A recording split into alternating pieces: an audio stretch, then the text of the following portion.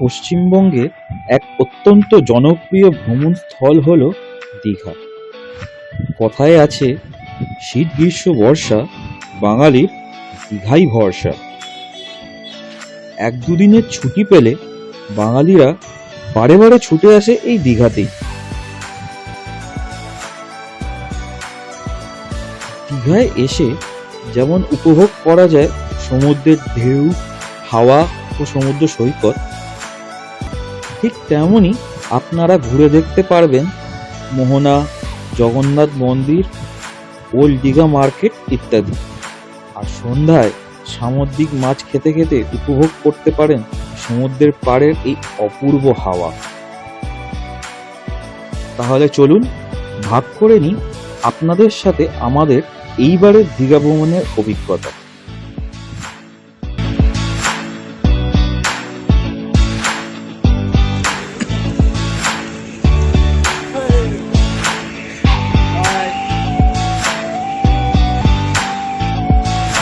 ট্রেনে উঠেছে ক্লান্ত।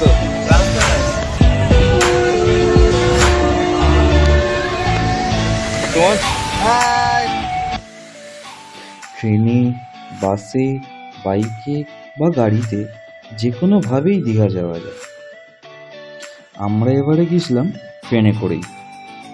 প্রথমে সকাল সকাল উঠে চলে এসেছিলাম হাওড়া স্টেশনে। তারপর হাওড়া থেকে আমরা ধরলাম 6:45-এ তাম্রলিপ্ত এক্সপ্রেস। ট্রেনে উঠে গল্প করতে করতে, খাবার খেতে খেতে এবং বাইরের দৃশ্য দেখতে দেখতে আমরা অবশেষে পৌঁছে গেলাম দীঘা স্টেশনে।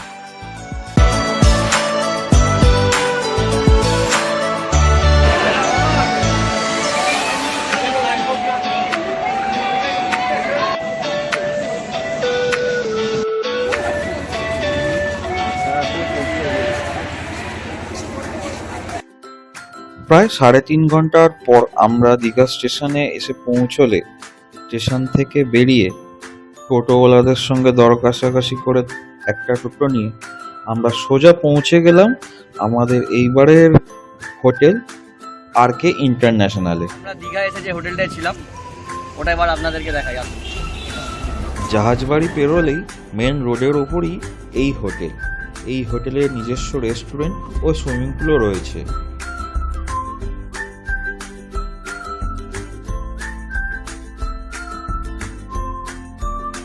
আজকে আমাদের এবারে দীঘার রুম।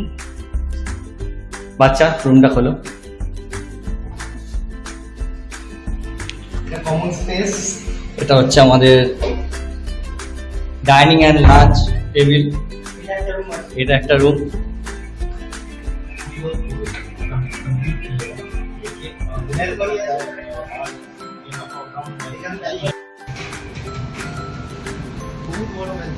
বহুত বড়। এখান থেকে সুইমিং পুল।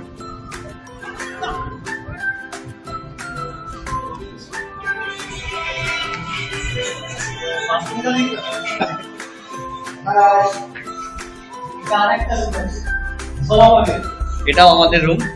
এখানে মিস্টার গাপ্পি, স্বপন, আর একটা ব্যালকনি। এখান থেকে রাস্তা পুরো কুড়কুড়ে সুইমিং পুলের ভিউ আছে। এটা হচ্ছে রেস্টুরেন্ট এরিয়া।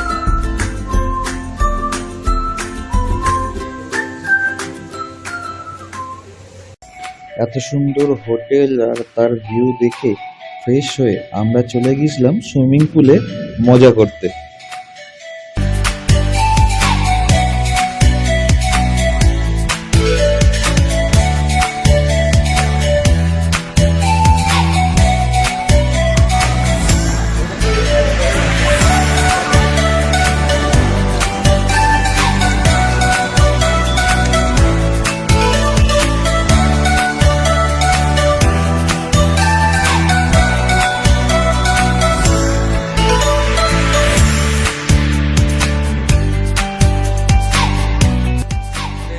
প্রথম দিনের লাঞ্চ আমরা অর্ডার করেছি স্টিমড রাইস, ভেজ ডাল, ঝুড়ি আলু ভাজা, একটা কাতলা আর কারি।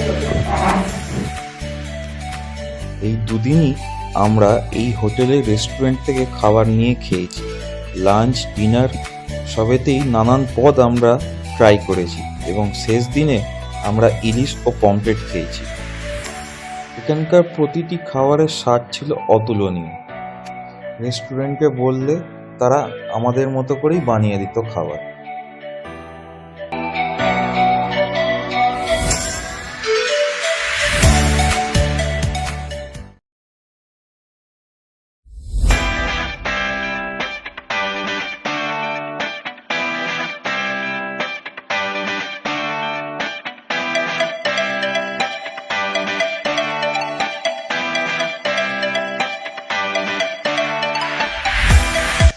মানুষ দীঘা আসে একটাই কারণে, সমুদ্র উপভোগ করবে বলে।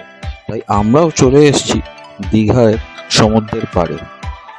পড়ন্ত বিকেল, তার সঙ্গে হালকা মেঘ এবং সমুদ্রের হাওয়া ও সমুদ্রের ঢেউ, মন যেন জুড়িয়ে যায়।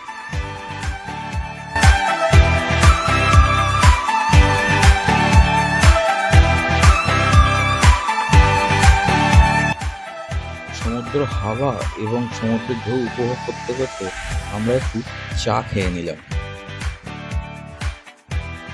অসাধারণ দক্ষতার সঙ্গে দাদা আমাদের চা বানিয়ে খাওয়ালেন। অপূর্ব ছিল সেই চা, আর সাথে ছিল সমুদ্রের হাওয়া।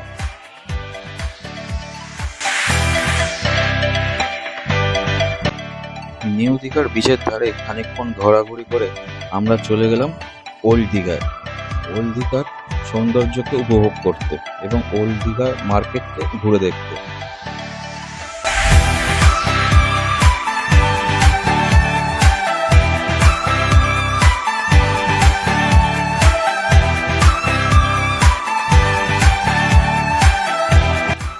ওল্ড দীঘা মার্কেট ঘুরতে ঘুরতে হঠাৎ শুরু হয়ে গেল বৃষ্টি। এই বৃষ্টি ও সমুদ্রের পাড়ের হাওয়া দুই মিলিয়ে যেন একটা সুন্দর পরিবেশের সৃষ্টি করেছিল। বৃষ্টি থামতে আমরা টোটো ধরে ফিরে এলাম আমাদের হোটেলে। পরের দিনের গন্তব্য মোহনা। হোটেলে ফেরার পথে আমাদের চোখে পড়ল সন্ধ্যার জগন্নাথ মন্দির। আলো দিয়ে অপূর্ব সাজিয়েছে, ভক্তরাও ভিড় করে আছে ভেতরে প্রবেশ করার জন্য। সকাল সকাল মোহনা, সাথে জগন্নাথ মন্দির। আমরা সবাই বেরিয়ে পড়েছি। শুভ সারাদিন মন্দির খোলা থাকে, সারাদিন। সুমন, আমি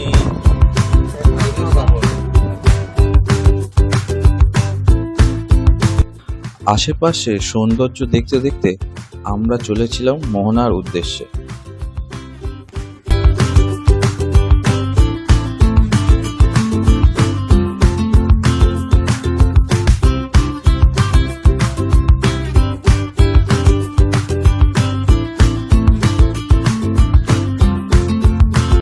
আকাশে করেছে মেঘ, সঙ্গে উত্তাল ঢেউ এবং দারুণ হাওয়া, সব মিলিয়ে যেন একটা আলাদাই পরিবেশের সৃষ্টি করেছে।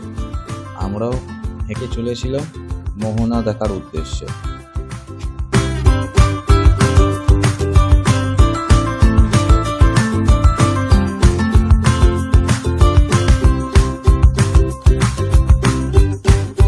প্রচণ্ড ভিড় ছিল, সবাই এসছে মোহনা দেখতে। ভিড় ঠেলে যা হোক করে আমরা পৌঁছে গেলাম একদম মোহনার সামনে। মোহনা দেখে আমাদের প্রাণ জড়িয়ে গেল। আমরা প্রতিবারই আসি, এসে মোহনা অবশ্যই একবার ঘুরে যাই।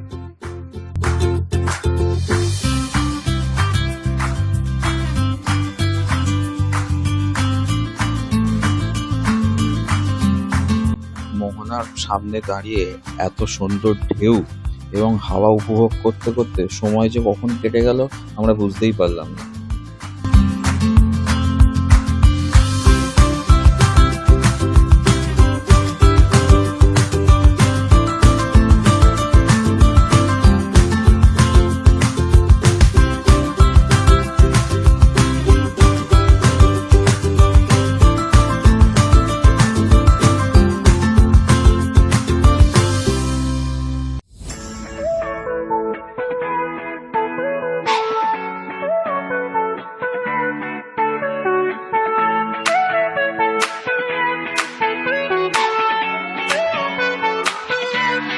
আমাদের দীঘা ভ্রমণের শেষ দিন, শেষ বিকেলে আমরা গিয়েছিলাম জগন্নাথ মন্দির ঘুরে দেখতে।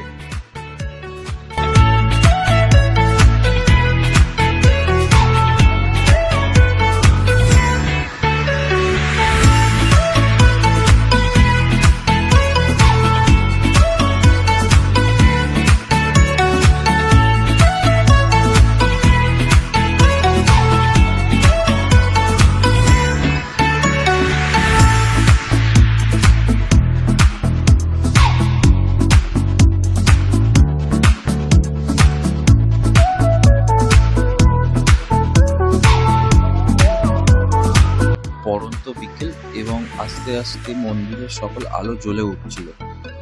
এই মিলিয়ে সব যেন দেখতে একটা অপূর্ব সুন্দর লাগছিল।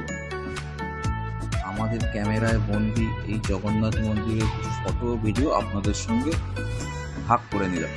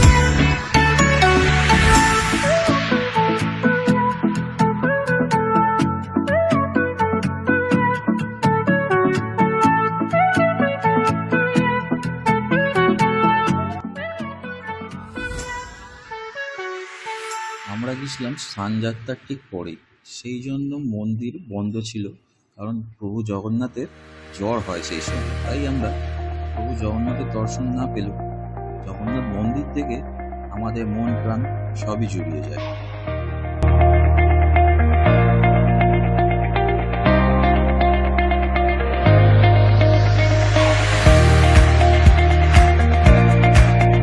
কিভাবে দুদিন থেকে গেল আমরা বুঝতেই পারলাম না।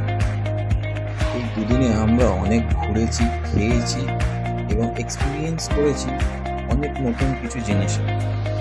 সব মিলিয়েই আমাদের এবারের দীঘা ভ্রমণ ছিল এক আলাদাই আনন্দের জায়গা। তবুও এবার আমাদের বাড়ি ফেরার পালা, বাড়ি ফিরে যেতে হবে। তো আমরা আবারও আসবো এই দীঘা। আপনারাও আসুন, ঘুরে দেখুন দীঘা।